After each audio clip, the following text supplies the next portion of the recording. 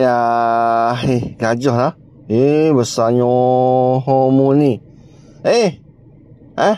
Maju dekat situ. Lalu sikit.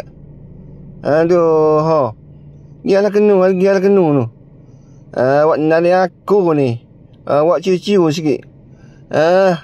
Duduk tepi. Jangan ganggu orang nak lalu ni. Gi masuk Gi. Awak ciu-ciu gitu.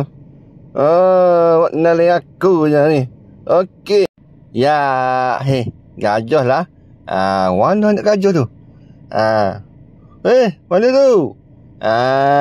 Mu nak turun ke mana ni?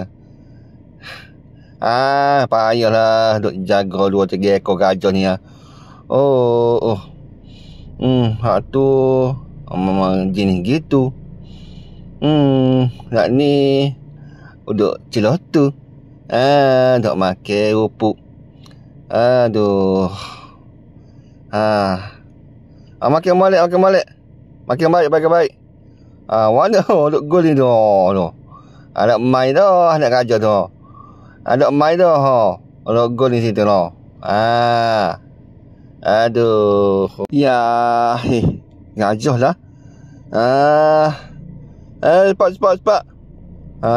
Terhegeh ni. Ni ugu-mugi dah nak kenu ni. Cepat.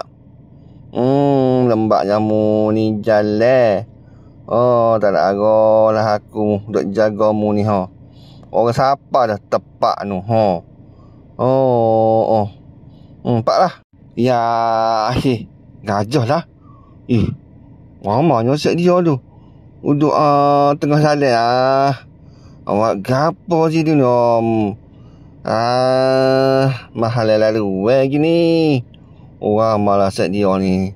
Awak gapo lah situ untuk makan rupuk tu. Asal rupuk tepi jalan banyak lah. Tak mesin lah set ni. Hak tu lagi gajah di sini Ya, gajah lah.